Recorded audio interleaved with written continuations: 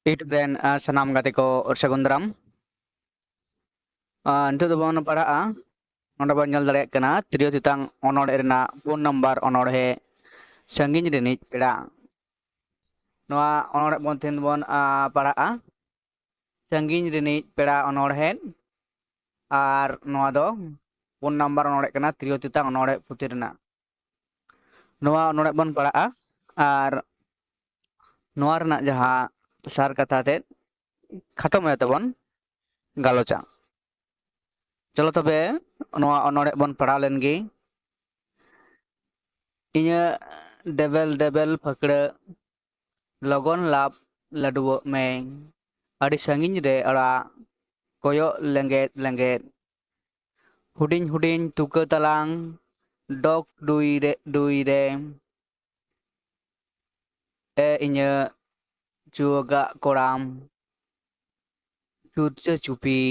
adi horo borok me kencer seterok me chot dugire tuke talang tuke dewa dawa inya koido hoto pitgoy il adi horoboro me apir setero me nyut darakan nyaham nyuhum nyutet karang dharang inya suwa thonta tilmang kata adi horoboro me sohor setero me hoy gitil dhundula pur da gurlau ghat inya hormo kuram jiwi mone adi horoboro me otang setero me dok dui de tuke talang tuke dewang dawang inya ceremon nidalang dela ere pere noa katha bagi kate enek sereng adi saging re tuke talang tuke dawang to noa tahe kana noa sangin rinit pera onorhead no onorhead bon padhaw kida to noa onorhead re onorhia nonde jaha katha ko gaban akada to noa onorhead talate nonde padhaw kate on buj dareyak kana je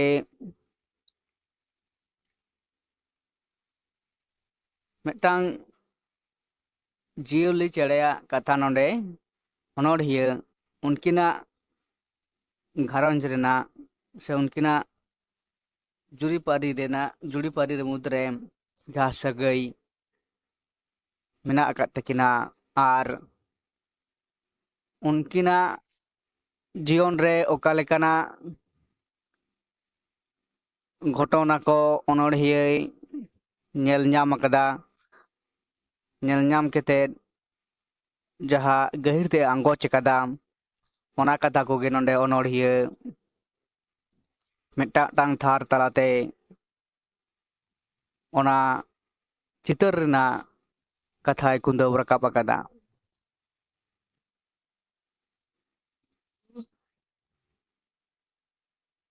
onorhe renak jahan nyutum mina akada sangin jenik pera nonde leda inya ceremon nilang dera ere epere nawa katha bagi katen enek sereng adi sangin de tuke talang tuke dewang dawang to nonde huyuk kana je sangin disom ren perawak kata cere leka jaha do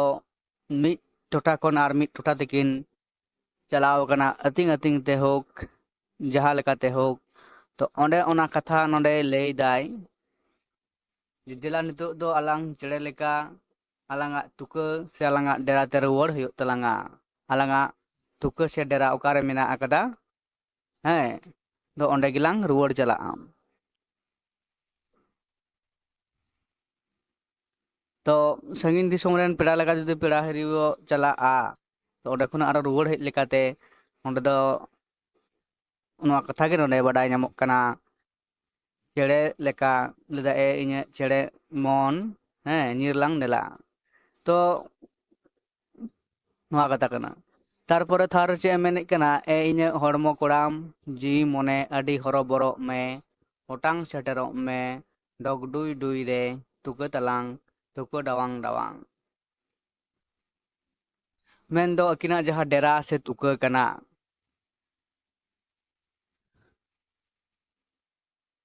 तो ओने रुवाड़ हेजते से ओना इदी कते अकिना मने रे नोंकाना उइहर सेटेर कना main दो आलांगा जहा डेरा से तुके ओने दो किंतु मने होय बाड़ीजा घटना घटाक कना तो आलांगा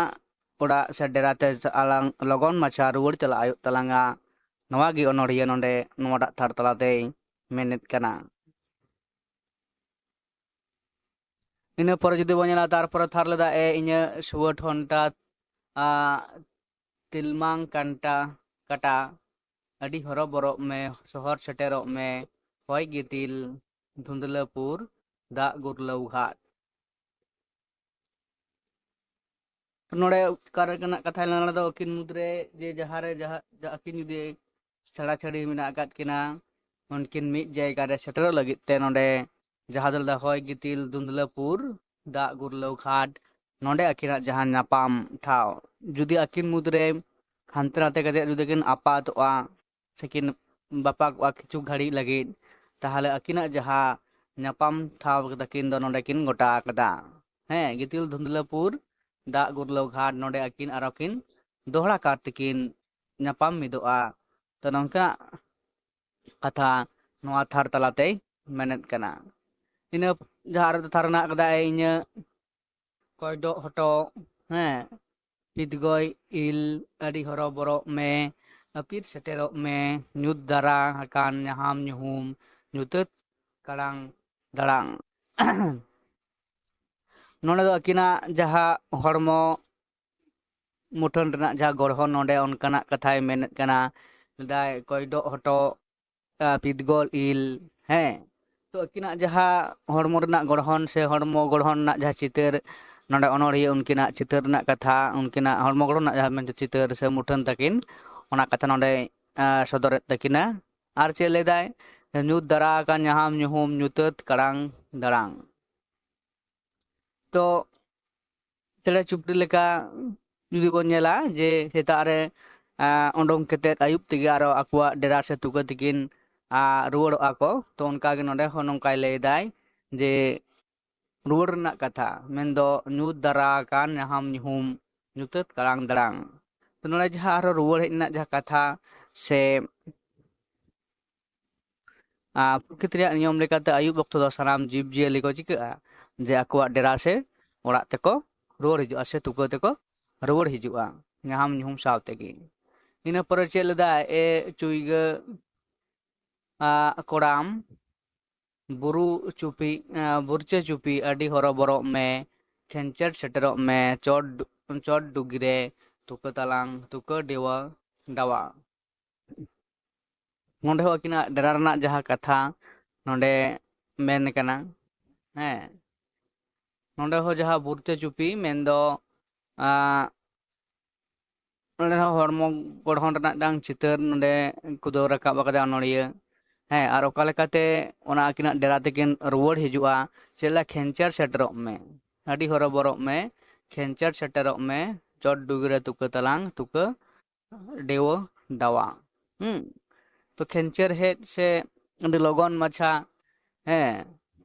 रुवाड़ हेज रना कथा नोडे लई होचोयदाय तारपर नोआ जहां नोडे लईदाय इñ देवेल देवेल फकड़ा लगन लाभ लडुओ में अडी संगिन रे ओड़ा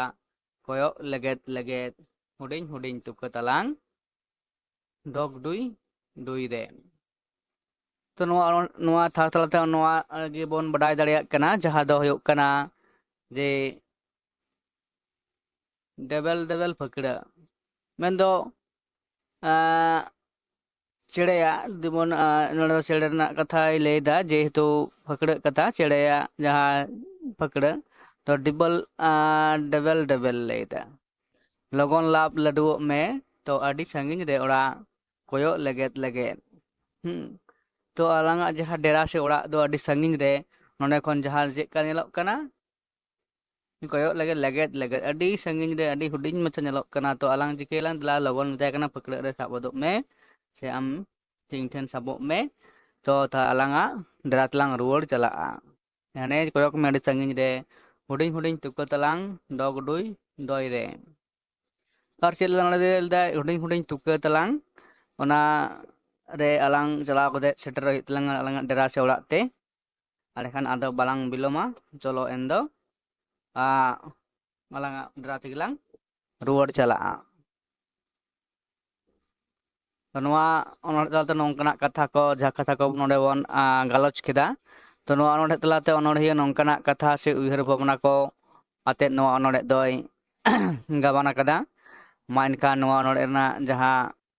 गालोच आखड़ा नोडे दो मुचादोग कना आरो तानाम दायाम नोंका गे एटा ओनोड़े ते तबोन गालमारावा।